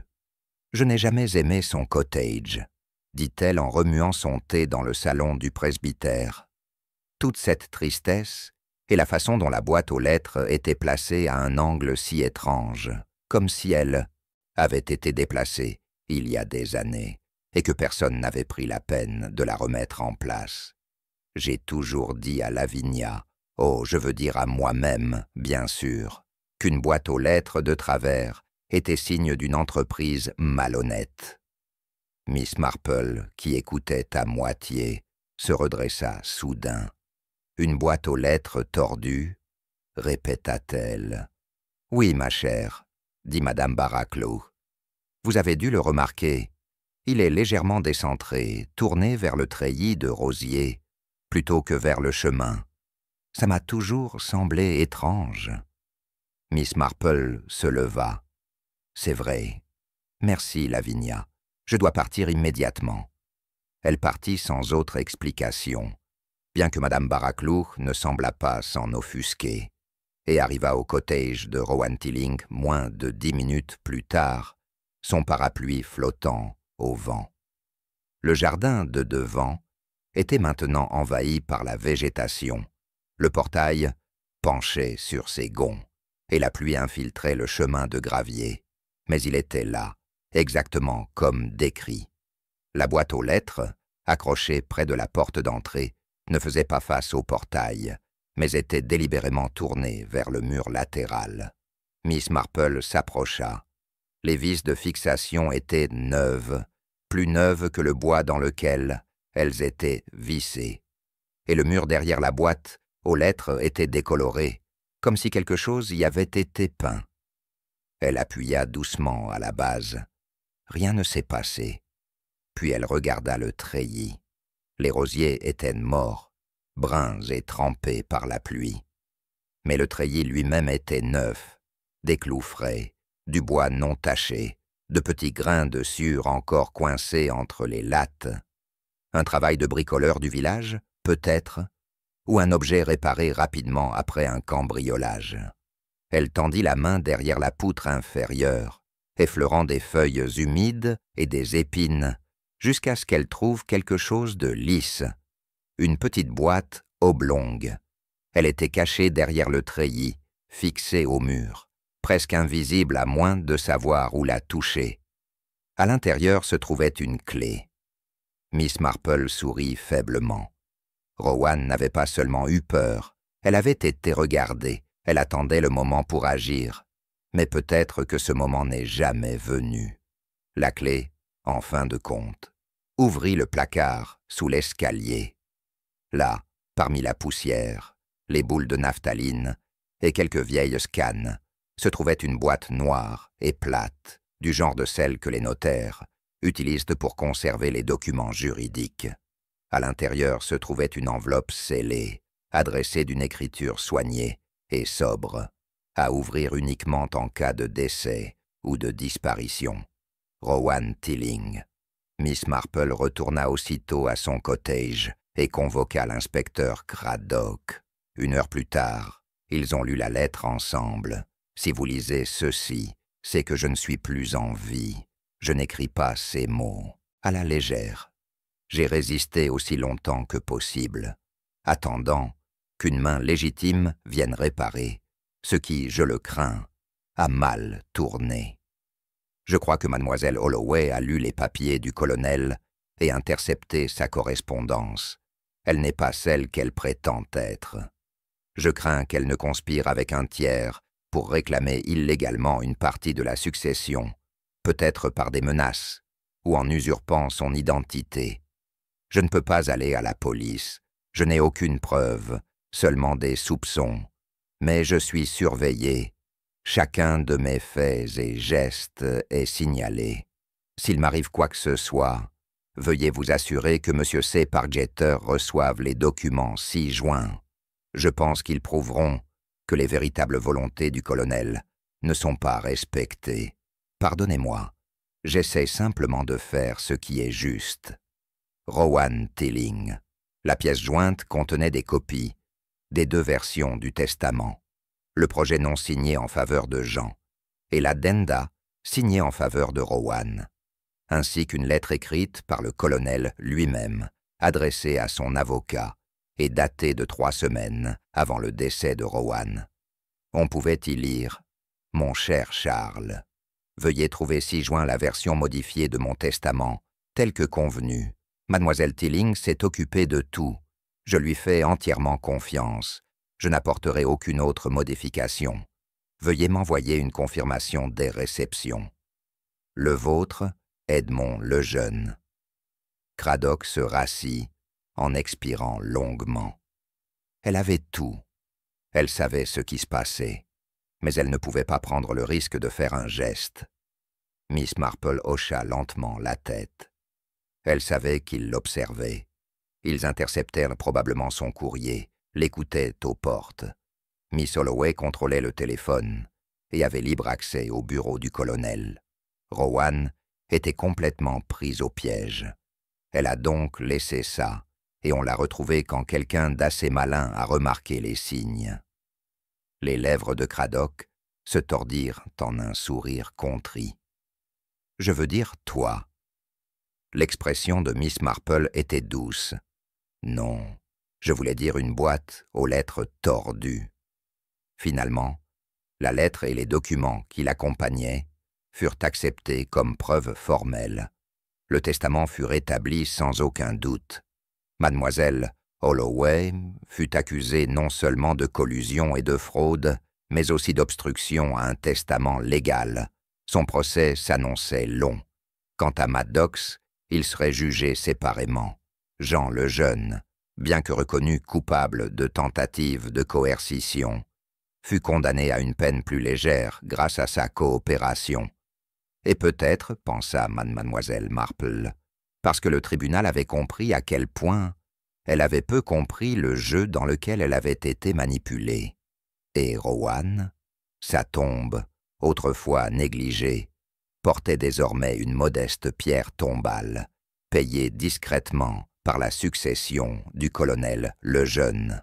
Rowan, Mary Tilling, 1902-1956, fidèle au devoir, constant dans le silence. Miss Marple lui rendit visite une fois de plus au début de l'automne, portant un petit brin de romarin, pour le souvenir, glissé dans son sac à main. Elle le posa doucement sur le sol et resta un moment debout, regardant les feuilles tourbillonner autour de ses chaussures.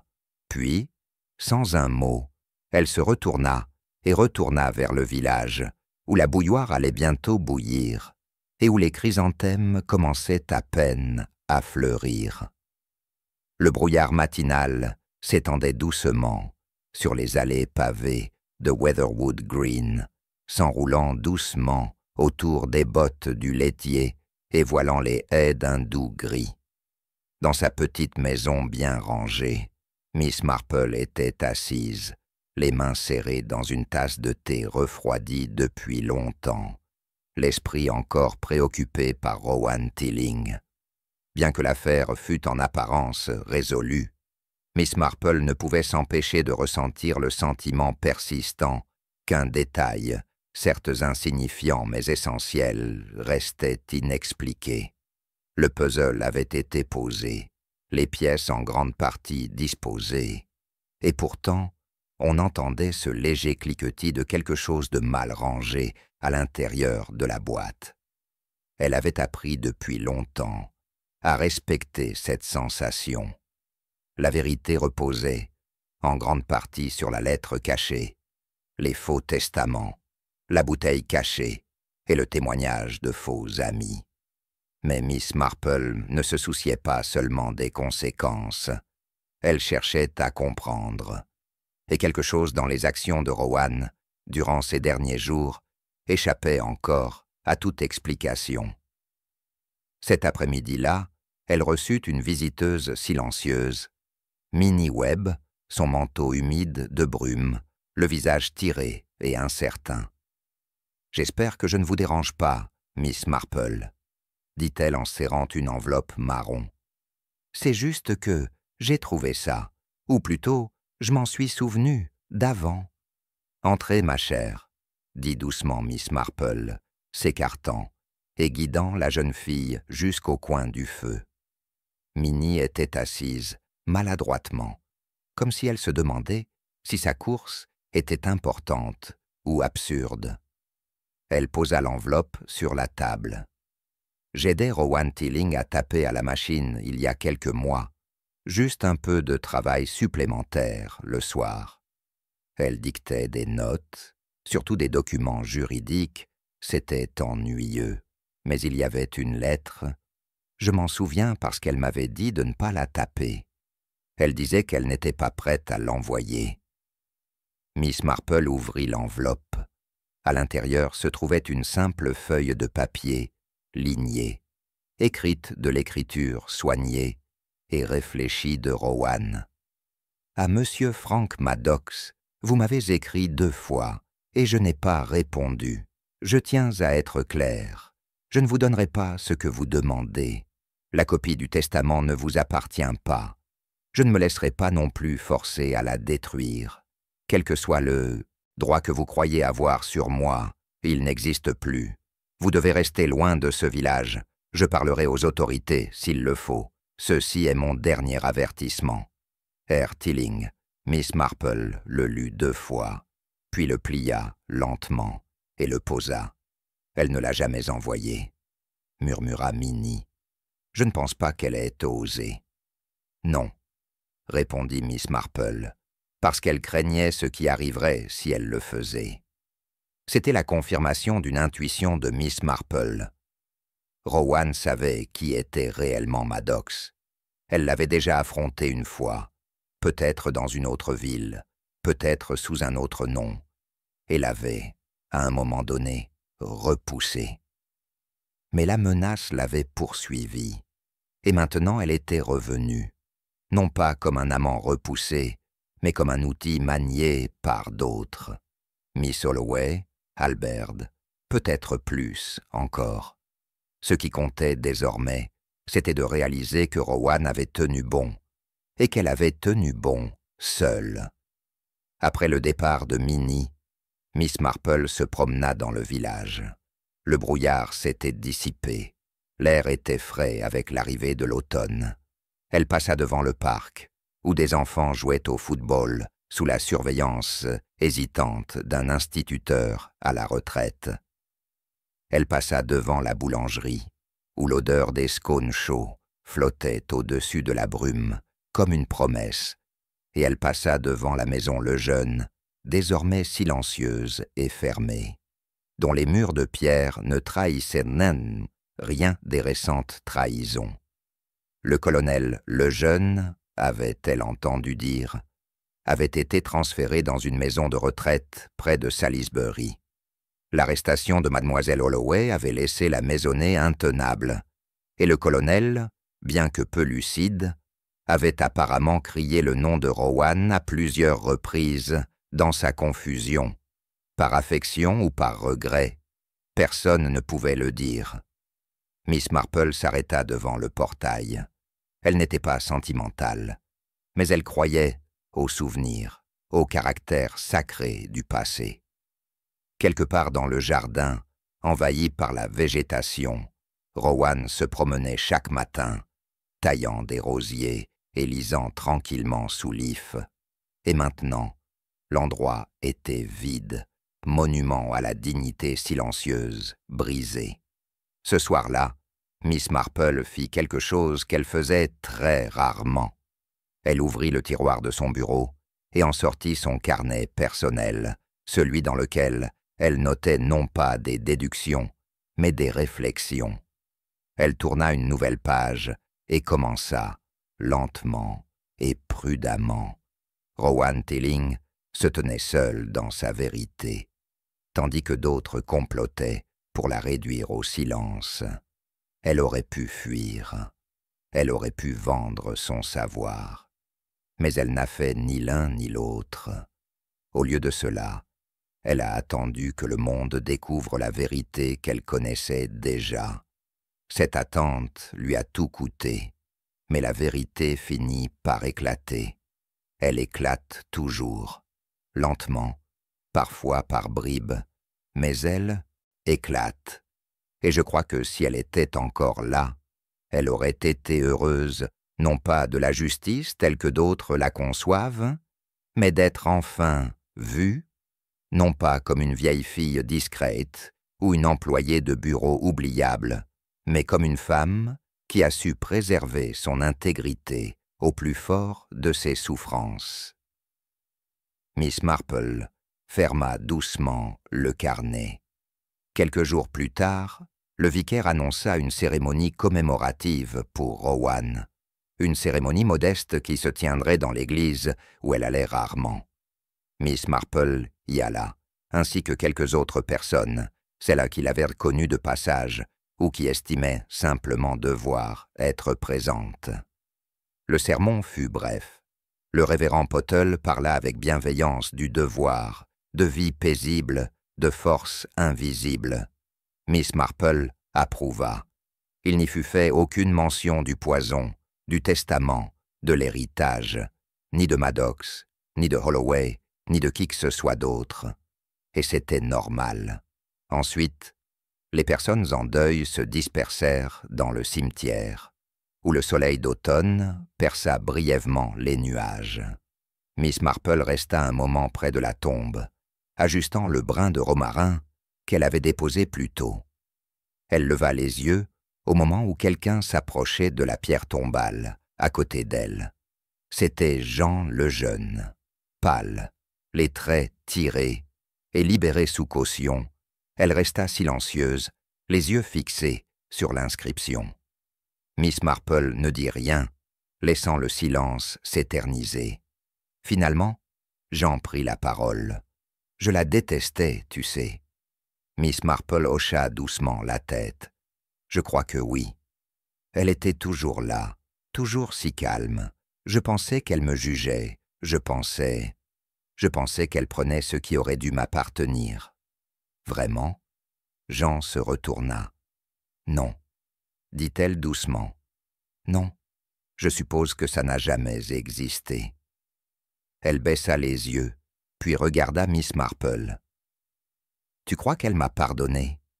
Miss Marple réfléchit. « Peut-être. Ou peut-être a-t-elle simplement choisi de ne pas vous haïr. Il y a une différence. » Jean détourna rapidement le regard et partit. Miss Marple resta, une fois de plus, seule, les yeux rivés sur la tombe. Dans les semaines qui suivirent, la vie reprit son rythme habituel. À la poste, les commérages reprirent au sujet des livraisons. Le comité paroissial reprit ses discussions sur les livres de cantiques. Et Miss Marple retourna à son tricot, à ses lettres et à son jardin. Mais chaque fois qu'elle passait devant le cottage ou la maison des Lejeune, elle ressentait le faible écho du courage de Rowan. Cela ne lui avait pas sauvé la vie, mais avait préservé sa vérité. Et c'était parfois, pensait Miss Marple, la plus grande victoire. On sous-estimait souvent les femmes réservées. On imaginait que le silence était synonyme de faiblesse, que la douceur était synonyme d'ignorance. Mais on oubliait que la force n'a pas besoin de crier. Rowan Tillings n'avait parlé qu'une seule fois, dans une lettre, cachée derrière un treillis, jamais envoyé. Et cela avait suffi. Les premiers frimas de la saison revêtaient d'argent les toits de Weatherwood Green, et le village prenait la solennité feutrée de l'approche de l'hiver. De la fumée s'échappait doucement des cheminées, et les ruelles, autrefois animées par les ragots et les spéculations, étaient désormais plus calmes, comme si le village lui-même s'était arrêté pour respirer. Le scandale s'étant enfin estompé, beaucoup étaient impatients de retrouver la monotonie rassurante du quotidien. Mais Miss Marple, dont l'esprit se reposait rarement sur ces sujets, n'avait pas complètement abandonné Rowan Tilling, même si la justice avait largement suivi son cours et que la loi était intervenue là où elle devait intervenir. Miss Marple savait mieux que quiconque que certains crimes ne laissaient pas de cicatrices visibles, du moins pas sur ceux qui les commettaient. Ce matin-là, elle était assise à son bureau, une lettre fraîche à la main, timbrée de Londres et portant le sceau d'un cabinet d'avocats. La lettre était formelle, adressée à elle en remerciement de son aide pour la découverte de la véritable situation de la succession du colonel Lejeune. Sa gratitude était exprimée avec la retenue des juristes. « Vos observations ont contribué à la restitution des volontés du défunt. » Comme elle s'y attendait. Rowan Tilling n'était pas nommément mentionné. Elle soupira doucement et replia la lettre. Le monde, pensait-elle, était très doué pour oublier les femmes discrètes. Il se souvenait de celles qui faisaient du bruit, les actrices, les révolutionnaires, les duchesses aux liaisons scandaleuses. Mais les Rowan de ce monde, celles qui détenaient les secrets des autres, qui supportaient l'injustice en silence, étaient souvent laissées aux marges de l'histoire. Plus tard dans l'après-midi, Miss Marple se promena jusqu'au cottage. Il était tel qu'il avait toujours été, modeste, couvert de vignes, avec sa boîte aux lettres légèrement penchée et son allée pavée, soignée. Il n'avait pas encore été loué. Les administrateurs du domaine étaient encore en train de régler le transfert légal. Mais quelque chose dans l'air semblait différent, plus léger, ne serait-ce que légèrement. L'endroit ne semblait plus retenir son souffle. Miss Marple s'arrêta à la porte et se retrouva rejointe, à sa douce surprise, par l'inspecteur Craddock, qui venait de descendre de son vélo. « J'avais le sentiment que je te trouverais ici, » dit-il en hochant la tête. « De vieilles habitudes, » répondit-elle. « Et quelques nouvelles questions. » Craddock haussa un sourcil. « Toujours pas satisfait. »« Oh, je suis satisfaite. Mais j'ai pensé à Miss Holloway. » Il fronça les sourcils. « Et elle ? Elle était intelligente, mais aussi prudente. Son tiroir de bureau contenait juste assez d'indices pour l'impliquer, mais pas assez pour retracer de l'argent ou des conversations. Elle n'a rien signé. Ses lettres ont été brûlées, ses appels téléphoniques non enregistrés. Quelqu'un lui a appris à rester propre. Quelqu'un s'est exercé à la tromperie. » Craddock croisa les bras.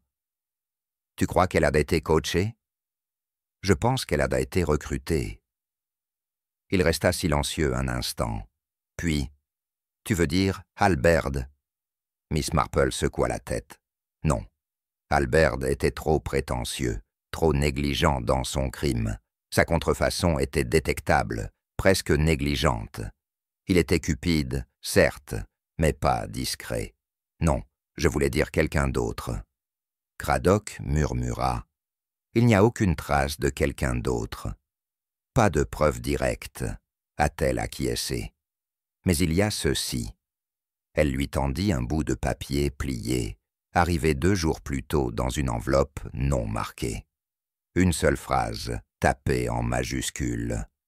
Rowan Tilling était au courant du transfert secret de 1948. Craddock le lut 2 fois. « Qu'est-ce que... » ?»« Cela signifie quelque chose pour vous, » dit doucement Miss Marple. Il ne répondit pas tout de suite. Puis, on a parlé, il y a longtemps, de l'implication du colonel Lejeune dans une saisie de biens en temps de guerre. Une affaire confidentielle. Les dossiers étaient scellés. Ça aurait fait la une des journaux si ça avait été révélé, surtout avec certains noms impliqués. Miss Marple hocha la tête. Et si Rowan Tilling avait eu accès à ces dossiers, elle aurait pu représenter une menace, non seulement pour un héritage, mais aussi pour des réputations et des moyens de subsistance. Si quelqu'un à Londres apprenait qu'elle avait conservé des archives, eh bien sa mort deviendrait soudain bien plus qu'une question d'argent. Craddock laissa échapper un long soupir. Alors Maddox ne jouait pas seulement le rôle de Miss Holloway. Il a peut-être été envoyé pour récupérer quelque chose de complètement différent. Elle a peut-être déclenché 2 complots sans le savoir, a déclaré Miss Marple, l'un motivé par la cupidité, l'autre par la peur. Il la regarda. Mais qui a envoyé Maddox? Qui savait qu'il était encore en vie? Miss Marple ne répondit pas. Elle tourna plutôt son regard vers le champ derrière le cottage. « Je ne sais pas, » dit-elle finalement. « Mais Rowan, oui. » Ce soir-là, elle rentra chez elle avec un poids sur la poitrine qu'elle n'avait pas ressenti depuis des années. Ce poids, qui ne provenait pas d'une justice incomplète, mais du soupçon qu'une part de vérité pourrait toujours rester inaccessible. Elle écrivit néanmoins une dernière lettre, adressée à maître Charles Pargeter, avocat. « Cher monsieur Pargeter, je suppose que vous serez en possession des documents confirmant Rowan Tilling comme héritier légitime du colonel Lejeune. Je ne vous écris pas pour les contester, mais plutôt pour insister pour que, lors du partage de la succession, des dispositions soient prises pour la conservation des archives et notes de mademoiselle Tilling. Elles pourraient un jour être utiles à d'autres, peut-être dans de futures affaires judiciaires, encore non résolues. J'aimerais aussi formuler une dernière requête, qu'il y ait une trace, quelque part, de ce qu'a enduré mademoiselle Tilling, non seulement juridiquement, mais aussi commémorativement. Fidèlement, Jane Marple. Elle l'envoya le lendemain matin et se tourna vers ses dahlias qui commençaient à faner. La première vraie vague de froid arrivait. Elle arrivait toujours fin novembre. Le village allait bientôt se rassembler pour la fête d'hiver, la messe de Noël et les dégustations de vin chaud au faisan rouge. Les gens allaient ne passer leur chemin, mais Miss Marple s'en souviendrait. Elle se souviendrait de la façon dont Rowan avait caché une clé derrière un treillis et du parfum du muguet dans une cuisine silencieuse. Elle se souviendrait de la peur derrière un visage calme, des mains posées d'une femme qui avait trop tardé à parler. Et elle se souviendrait du silence qui provenait non pas de l'ignorance, mais de l'intégrité. La justice était arrivée, hésitante, imparfaite, mais réelle. Pourtant, il y aurait toujours une autre histoire enfouie dans les plis d'un vieux journal ou sous la voix calme d'un serviteur fidèle. Un autre mensonge, une autre vérité, une autre femme discrète, presque oubliée. Miss Marple le savait, et elle n'avait pas encore fini. C'était une fraîche matinée de décembre à Weatherwood Green. Un voile de givre recouvrait la place du village comme du sucre filé, et les branches nues des tilleuls frappaient doucement le mur du presbytère. De fines volutes de fumée s'élevaient des cheminées, et les premières notes des chanteurs de Noël, répétant le spectacle de Noël, flottaient faiblement depuis la salle paroissiale. Pour la majeure partie du village, l'obscurité des derniers mois s'était dissipée, ne laissant que les agréables distractions des fêtes à venir. Mais Miss Marple, assise dans son salon, à côté d'une modeste théière et d'un exemplaire soigneusement plié de Le Times, n'était pas encore prêt à abandonner l'affaire Rowan Tilling. Bien que l'affaire ait atteint son terme juridique, Jean le jeune condamné, mademoiselle Holloway en attente de jugement, Frank Maddox renvoyé en prison et M. Albert déchu de son activité, des questions subsistaient, silencieuses et persistantes, qui refusaient d'être réglées. Une de ces questions est arrivée ce matin-là par courrier. L'enveloppe était fine, l'écriture familière, soignée, élégante, masculine. Maître Charles Pargeter, avocat. Elle l'ouvrit avec le petit coupe-papier en argent que son neveu lui avait envoyé des Bermudes et lut le court mot 2 fois. « Chère Miss Marple, j'ai suivi votre recommandation et veillé à ce que les dossiers de mademoiselle Tilling soient archivés en toute sécurité. Vous aviez raison, ces notes contenaient bien plus d'informations que je ne l'avais imaginé. Un élément en particulier m'a frappé, un mémorandum qu'elle avait rédigé mais jamais envoyé, adressé à un ancien colonel du ministère de la Défense. Je ne peux pas être certain de sa signification, mais cela suggère que mademoiselle Tilling a peut-être eu connaissance de transferts de biens classifiés au cours de la période d'après-guerre, des transferts que certaines parties auraient peut-être souhaité enterrer. Vous trouverez ci-joint une copie du mémorandum à titre de référence. Je compte sur votre discrétion et vous remercie encore une fois pour votre contribution à la préservation d'un héritage qui autrement aurait pu disparaître. Avec estime, Charles Spargetter, Miss Marple, déplia la page ci-jointe, imprimée sur du papier pelure fin. L'écriture était nette et datait de 6 mois avant la mort de Rowan. A. Colonel N. C. Ashcroft, retraité. Ministère de la Défense, Division des Archives, objet, transfert inexpliqué, numéro de dossier, 748B, dossier, Lowham Ridge, cher colonel. En préparant les documents successoraux du colonel Œil le Jeune, je suis tombé sur une référence à un transfert de biens en temps de guerre, désigné dans le cadre de l'opération Lowham Ridge. Le dossier, comme indiqué dans la copie ci-jointe, fait référence à un gardien civil temporaire et à un bien récupéré non réclamé. Je pense qu'il s'agit d'un domaine familial dans le Sussex, incorrectement reclassé en 1948. Le colonel Lejeune n'a mentionné ce fait qu'une seule fois, et en termes vagues, mais a exprimé des regrets quant à son exécution. Je demande des éclaircissements sur la base juridique de ce transfert, et si la restitution est due à la partie désignée par le sigle CLT, une désignation civile introuvable dans les archives publiques. Cela n'a peut-être que peu d'importance, mais dans l'intérêt d'une comptabilité précise, je me suis senti obligé de soulever la question. Respectueusement, Rowan M. Tilling Miss Marple resta assise, immobile, un long moment. Elle avait soupçonné, à sa manière discrète, que le travail de secrétaire de Rowan l'avait entraîné vers autre chose que la simple dactylographie et le classement.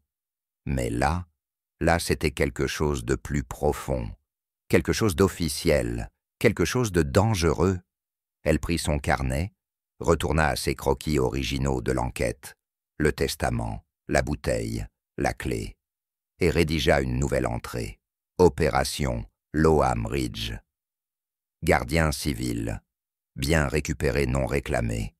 Cela ressemblait au jargon d'après-guerre, propre et bureaucratique, mais potentiellement explosif. Ce n'était peut-être rien, mais Miss Marple, qui avait passé des décennies parmi ces hommes qui négligèrent l'esprit des femmes, tout en acceptant leur aide, soupçonnait le contraire. Rowan avait trouvé quelque chose qui aurait pu bouleverser des réputations, peut-être même des carrières. Pas seulement à Weatherwood Green, mais bien au-delà. Elle passa l'après-midi à écrire sa propre lettre, pas aux journaux, et certainement pas à la police, mais à un ami fonctionnaire, aujourd'hui à la retraite, mais à qui l'on avait confié le genre de dossier que personne n'était censé conserver. Elle n'a posé qu'une seule question. L'opération Lowham Ridge a-t-elle existé? La réponse est arrivée 3 jours plus tard, dans une simple enveloppe. Jeanne. Bien sûr, je ne t'ai jamais dit ça, mais oui, cela a existé. Et il y a eu des dissimulations cléricales, de celles qui ne feraient jamais la une des journaux, mais qui, si elles étaient découvertes, pourraient embarrasser bien des gentlemen, pourtant bien tenus. Certains titres de propriété ont été transférés aux militaires et ne sont jamais revenus. Certains gardiens se sont enrichis discrètement. Je ne serais pas surpris que le jeune ait signé quelque chose qu'il regrette. Tu es en train de creuser une piste, mon vieil ami, mais je suis sûr que tu la suivras avec brio. Prends garde à toi. Bien à vous, R. Miss Marple plia la lettre, pensive. Elle n'insisterait pas davantage, pas publiquement. Elle savait où ses compétences étaient les plus utiles. Non pas à traquer les généraux et les ministres, mais à observer les recoins, à remarquer l'angle d'une boîte aux lettres, le grincement d'un escalier. Pourtant, cette connaissance comptait. Elle approfondissait la vérité sur la vie de Rowan et sur sa mort. Cela signifiait que Rowan n'était pas morte uniquement pour préserver un testament. Elle était morte parce qu'elle avait refusé de détourner le regard, parce qu'elle avait posé une question que personne d'autre n'osait poser. Et cela, peut-être, avait effrayé quelqu'un plus que le poison n'aurait jamais pu le faire. 2 jours avant Noël, le cottage de Larch Row reçut une nouvelle visite, non pas de la police ni des avocats, mais de Miss Marple en personne.